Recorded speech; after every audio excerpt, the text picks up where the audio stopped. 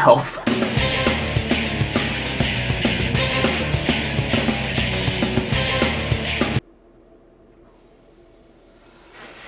This took longer than expected to make. I'm not a furry, by the way, I just want to make that clear. So I wanted to know if I actually liked these shows for a good reason, or if I was just horny. Take a wild guess which one it was. See, I went in thinking, oh, this'll be fun. No. So what the hell is Nyan Koi? What are my thoughts on it? Who's the best girl? We're gonna find out. This fucking sucks. Nyan Koi, created by Fujiwara Sato as an anime adaptation of his manga, and produced by AIC, which is the same company that made other works like Date A Live, Oreimo, the Sora no Toshimono movie, and the Persona 4 animation. So I remember 2 of those things being not bad. With only 12 episodes, you'd think it'd be an easy watch, but those 12 episodes very quickly begin to feel like 30. It also had a very strong hint of a season 2, even directly stating more would happen in the post-credit scene of the final episode. Also, congrats on making a second season. I wish I could appear in the anime too. Second season? Anime? However, the second season would never come to fruition as the mangaka would suffer with health conditions which put the source material on hiatus. He then proceeded to ditch it in favor of making a new manga entirely.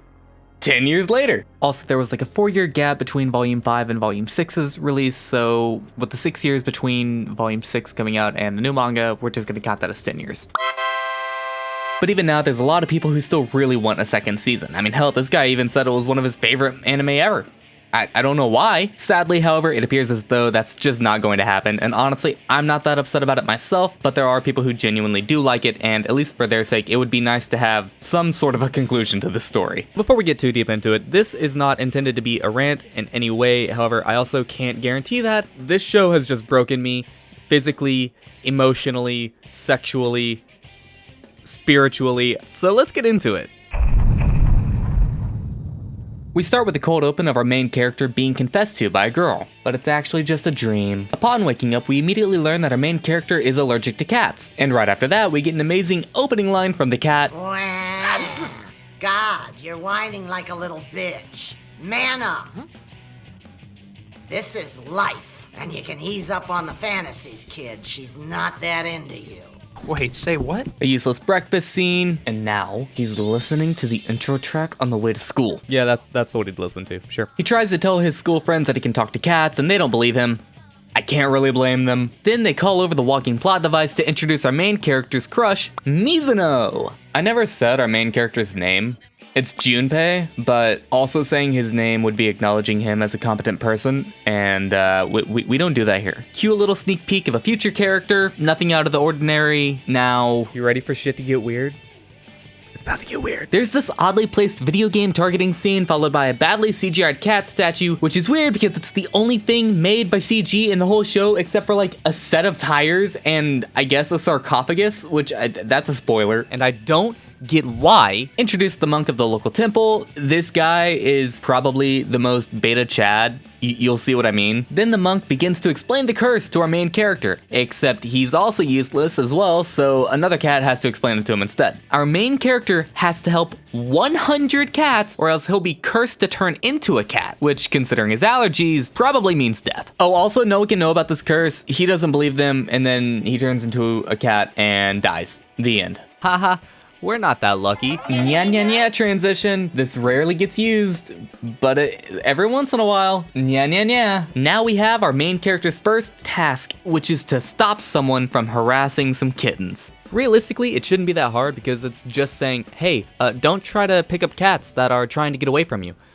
But that's the same thing as saying, hey, don't punch a child that's crying. But first he has to go shopping for his family and ends up running into the plot device again. We learn that she's super into Yakuza movies. I'm more of a Yakuza game person. Kiryu is king. He gets snagged by cats, stand up to this asshole who is actually, get this, the fucking monk, because of course an old man has to get involved in a teenager's love life. Am I really nitpicking a rom-com anime from 2009?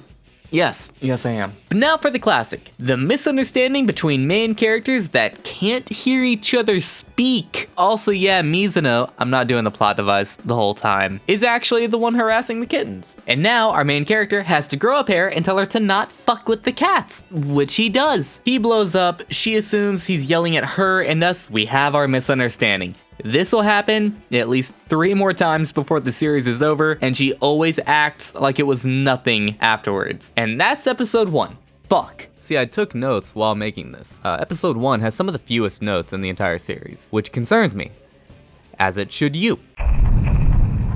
We start off with the main character helping the cat, and we get a brief tease of our new character, which I need to make this distinction now. She clearly states that she is a YAMANBA. I'm not your mamba, I'm a mamba, get it? Basically, take a Gyaru, multiply that sense of fashion, and you have a Gagoro, but then multiply it again a few more times, and you have a YAMANBA, roughly. I am by no means an expert on this. This is just the conclusion I reached after about 5 minutes of searching on Google. I need to make this distinction because when I watched it with my girlfriend, who's not a complete degenerate, she thought it was pretty much just a character in blackface.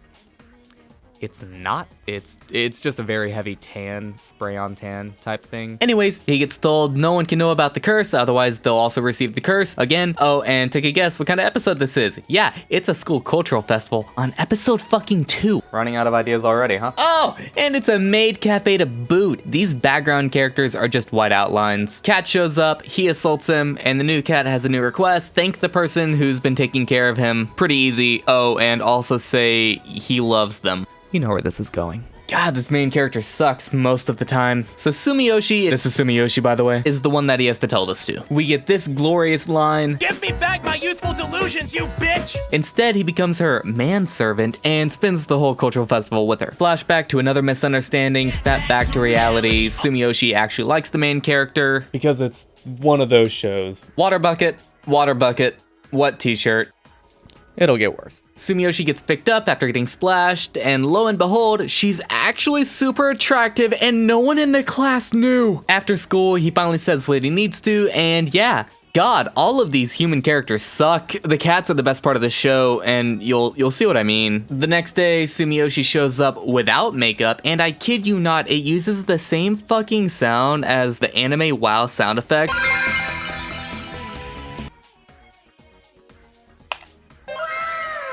But that's the end of the episode. Another thing, I will be keeping track of who the best girl is because that is always up for a debate. It is none of these girls yet. Don't worry. Everyone stares at Sumiyoshi. The main character's creeping on the plot device. I know I said I wouldn't keep calling her that, but I legitimately forgot her name while I was writing this. She's that forgettable. Now for a new character, the mail lady, who trespasses and is incredibly blunt. I remember thinking that she was the best girl when I first watched this show. Orange plumps, orange plumps, orange plumps. Man, this character really only exists for fan service, huh? Oh well, gotta help more cats. Time to fight dog. I know I'm reading this like bullet points. That's just the pacing of the show. We get some of her background and we learn her name halfway into the episode. It's Mochizuki, and learn that she really likes butts. Yep. After all the help, he causes a misunderstanding by hiding too closely to Mochizuki, and then causes another misunderstanding with both Sumiyoshi and his sister. A gal, a lolly, and even a pro woman? You sure get around, buddy. God, that dialogue's bad. She thanks him for his help just in time to cause one more misunderstanding with Mizuno. Because why? Can you believe at one point, this is just a bunch of anime doing the exact same thing multiple times per season, sometimes within the same episode? If you dilly-dally, someone else is gonna take her from you. Are you a man, buddy? You suck! Now we get some more backstory on how the main character met Mizuno, and after a quick panty shot, it's made obvious that Mizuno probably has the best voice actress within the entire show, at least among the humans. Entrance ceremony, the principal's an egg, main character clears up the misunderstanding, and God, those anime emotion bubbles on their head is so obnoxious. I know it was a thing, especially back then, but the show just goes overboard with it, and right before we reach the end of the episode, we introduce the actual best girl, Nagi Ichinose. We're treated to 4 shots of the same jump. Really padding out the intro, but go on. Get a moment between Mizuno and this senpai, who plays the role of is boy but is actually girl. They even refer to them as he multiple times just to sell the reveal later. Most everyone is just white circles for some reason. Also, Ichinose is just a straight up sexual predator. I know I just said she's best girl, but we're gonna omit this detail. Like they linger on the tit grab, wait a few seconds, then squeezes after the fact. I can't read these speech bubbles at all, but they rarely do them in the show, so it's just another animation quirk that they decided to throw in. I'm ranting a lot considering this is only 5 minutes into the episode. Oh no. Anyways, Ichinose passes out because of a fever, so they just drag their ass home and discover she's actually the daughter of a Yakuza family. So Mizuno loves this because she's played like a dragon, and the group comes in and finds out that Ichinose caught the cold because she was waiting out in the rain for our main character who never showed up. I forgot to mention that he got a letter, a challenge to fight or something. Oops. Main character finds Cat asks for help, main character complies, the cat wants their owner to fall in love. What do you think's gonna happen here? This is Ichinose's cat, by the way. That scene! They spent a lot of money on those circles, huh? Also, quick spoiler, this episode has plenty of censorship, so nothing shows. Yeah, they skipped that shit in like episode 7 in another bath scene, but this time with full nipple. Don't know why. They just gave up, or the ratings were dropping that badly and they needed something.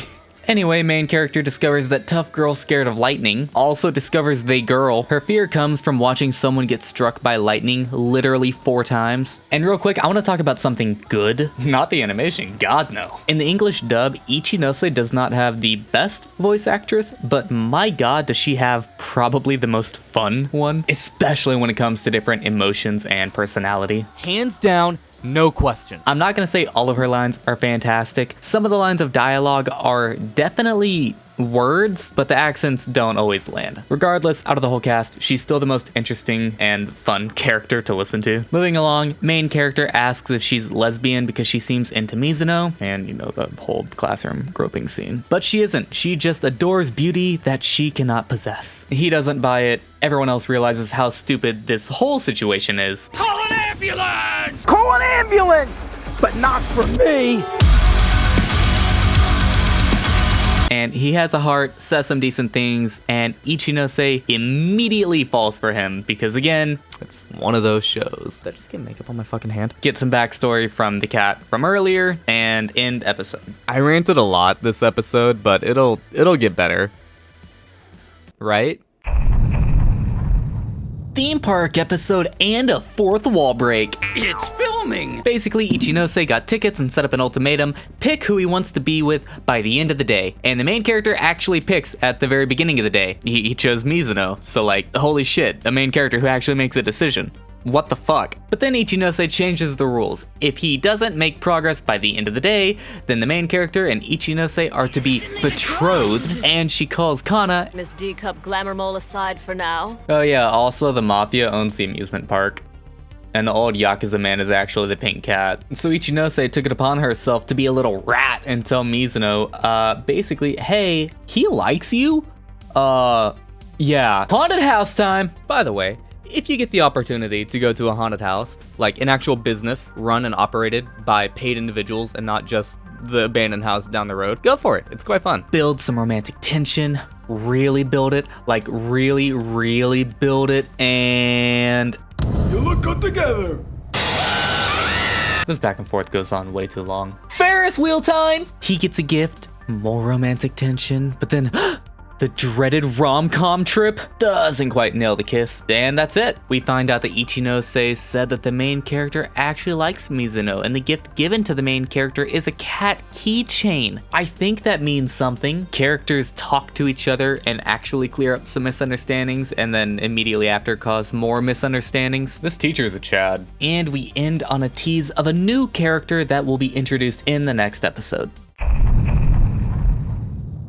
So the new girl can see his curse and mocks him. His friends cause a new misunderstanding, then new girl pops up again at school with a love letter, then pops back up again and steals back the letter and says she hates him. Yeah, not confusing in the slightest. Main character goes to the shrine, meet another new cat, also meet new girl again properly this time, finds out she's a twin, and also finds out that the one who likes him is actually a psychopathic stalker. Yay! Oh, another thing. This episode has a lot of fan service, like a lot more than the other episodes, and it's mainly focused around the twins. Well, I guess we know the writer's preferred type. Another rom-com trip down a flight of stairs, people make up and things are settled. Oh, also, we learn that the older sister only likes people who will suffer great misfortune. Yay. She then proceeds to ask, I'll stop with the delusion diary, but can I continue to stalk you if I keep a 3-foot distance? by the way, I could totally separate the twins by name, but that's more effort. We don't do that here. Oh, now the twins show up at the house. They explain they can use counter magic to protect them from the curse and that the priest is actually their father. Okay. Now the main character has to help their cat and has to solve cat lover quarrels. Also, it's made a point that Tama, this fucking guy, is actually a male calico. Which, I don't know if you knew this, that's pretty fucking rare, with only about 1 in every 3,000 calicos actually being male, which is like 3% of a percent. Anyways, main character is forced to follow the two cats until they make up because reasons. They run into Mizuno, who's walking her dogs. Dumb bullshit standoff happens. Main character blows up and scares off Mizuno, and they eat popsicles after, and everyone decides, You know what? Fuck this guy. Fuck you. and they assault him. Good. Good. It's a male girl episode. Not a whole lot really happens. Except I lied, and it's actually a school field trip episode. So not a lot really happens. Main character smuggles a cat to Kyoto, and then they go on a tour, and Oh no! The cats in Kyoto know who our main character is? Jeez, I hope that has nothing to do with the cat he just brought here. real quick, so the bus driver here says, how bouncy you are. Like he's eyeing up a porn magazine, but then it's later shown that it's just a cat magazine, like You good, dude? You alright? Everything okay? You sure? Also, they end up using this sound. And Kana catches her hair on fire while being jealous. Bath time! Also, remember how I said there were nipples? Yeah, nipples. I don't know why they were censored in episode 4, but on episode 7, it's like, no, that's fine. Let's see. Cats from earlier tell our MC how to be a creep, but with a better view. It goes about as well as you'd expect. Ichinose is just around because it's her hometown or some shit. Time for a tangent. So every episode will have these mid-cards that roll in between halves of the episodes. I'm pretty sure they're there to split up the episode for ads, so there's an out card and an in card. These cards in the show will also have voice lines of the characters depicted saying something random or just saying their name, except saying your name is really fucking hard, apparently. It's only in this episode. One of the cards shows the side character's name, but on the screen it shows Eiko, but the voice actress clearly says Keiko with a K at the beginning. I'm Keiko. I don't know who's wrong, either the voice actress or the dubbed animator putting English translations, but this is just proving my theory that the show was actually animated by a different group every single episode. These cards overall are either just name or some statement related to something that happened recently, and most of them are fine, but this one just broke me. Okay, let's go back to the show. It's free time and people get to go where they please. Time for a montage.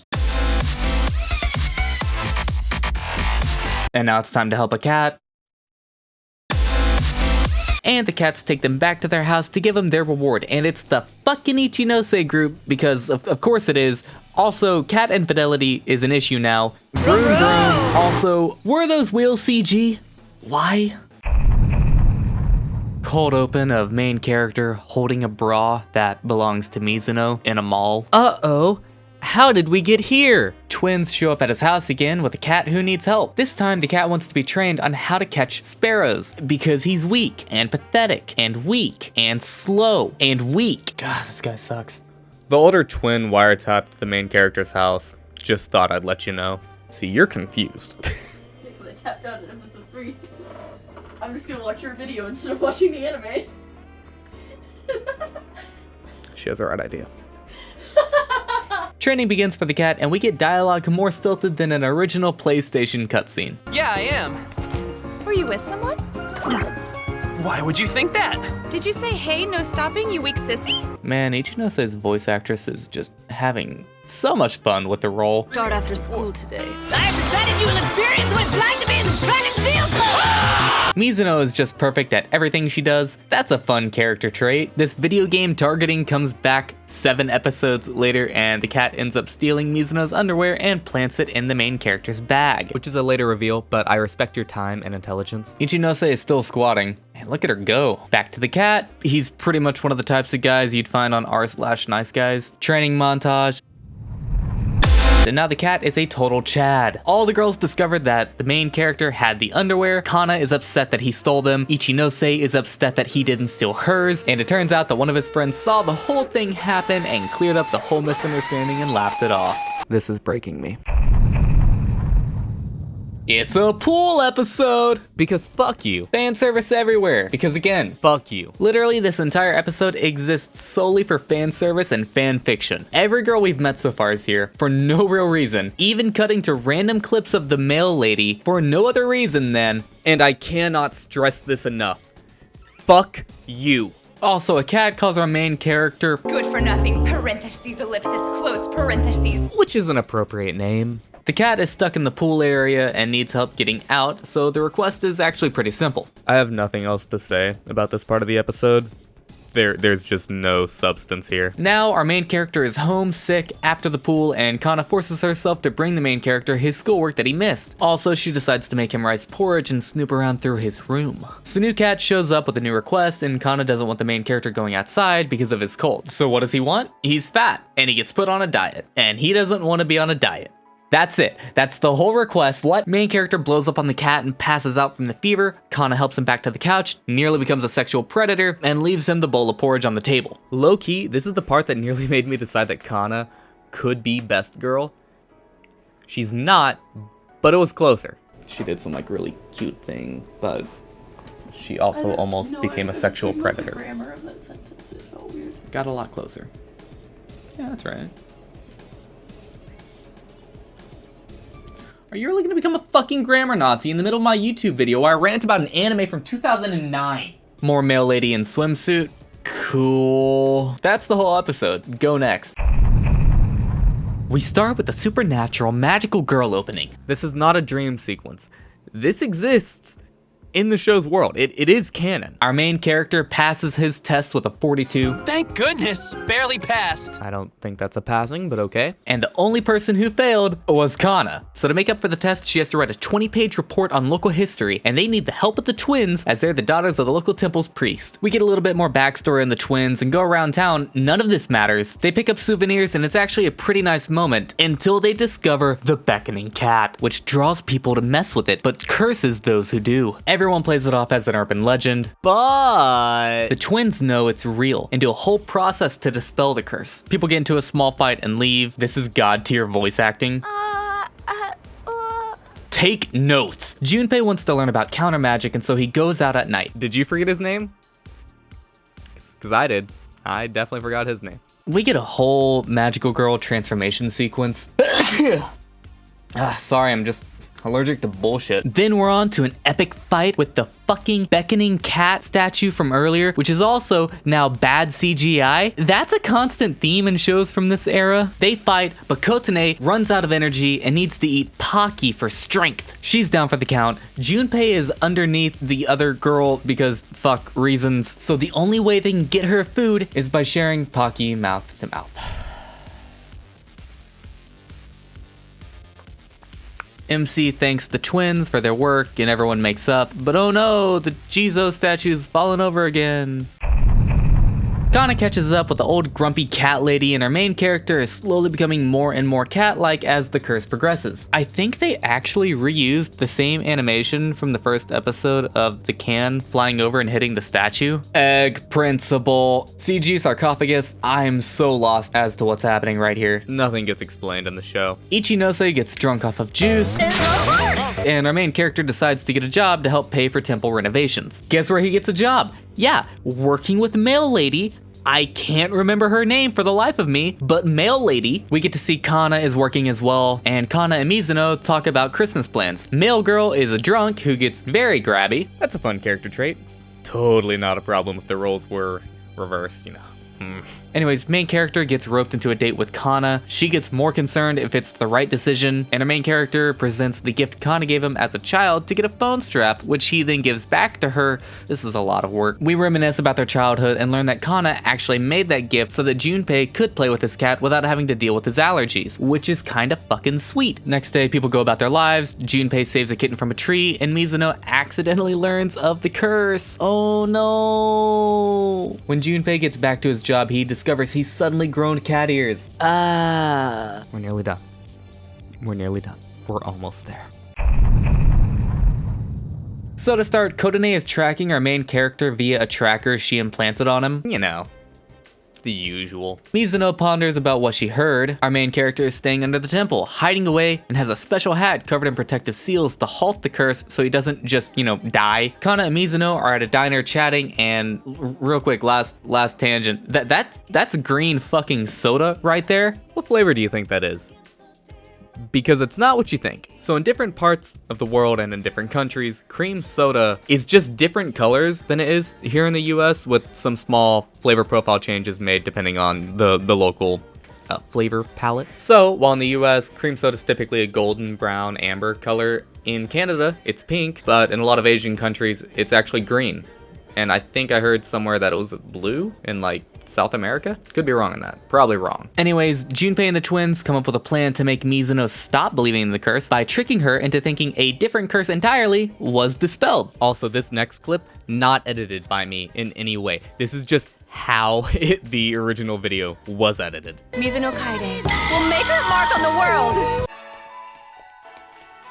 Anyways, Ichinose comes in and does a fucking twirl, rips Junpei's hat off, and exposes his cat ears. He runs off, but it's played off since the mall is having a costume contest post-Christmas, so it's not a Halloween thing, okay? But the winner gets Beautiful prizes.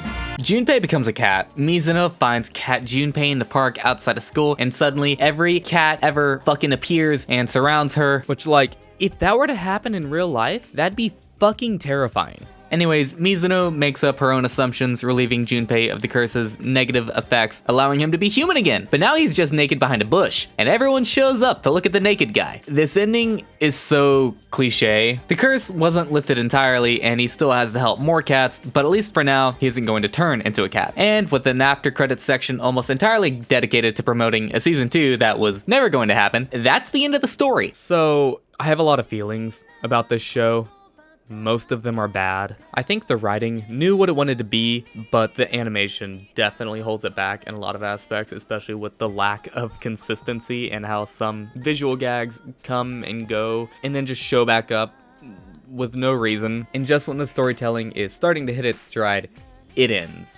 And that's it. The soundtrack is very anime and not in a good way. The intro track is annoying at best, and the outro is pretty forgettable. I can't even begin to hum the outro track for you. I am trying. You have some Sicilian type strings and then just random percussive tracks.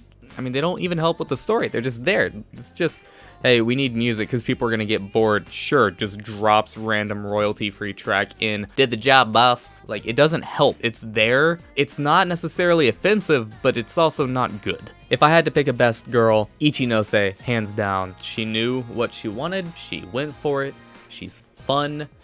And all the other girls were pretty shit overall. If I had to give this show an actual score, I'm gonna give it like a 5 on its best episodes, which is like maybe 2 episodes. The rest of them are closer to like a 4 or even a 3 for the most part. It's perfectly watchable. It's not entertaining though. Just not worth your time. Would I recommend it? Not really, never. I would say if you were drunk or like really high and you wanted to watch it, sure, you're better off watching something like the Ghost Stories dub, which is infinitely funnier. Where's the damn cat? But he...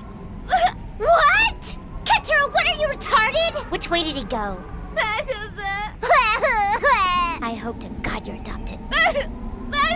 It tries to ride the line between a fan service heavy anime and an anime focused around the romance and the comedy of a love triangle, and it does neither one well, which practically just makes it the definition of a mid anime.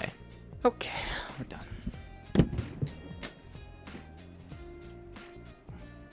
Anyways, thank you for watching. If you've made it this far, I did not expect the video to be this long. Let me know what you think. Would you prefer the shorter videos, or is this length okay? Or hell, would you prefer I made them even longer with more in-depth commentary? But if you did enjoy it, please leave a like and subscribe if you want to see more. And for the next show, we'll spin the Wheel of Misfortune and Seido Kayaku and Domo. I'm a bad content creator. I haven't posted in 3 months. I'm barely a content creator. I'm barely a creator. I'm just content.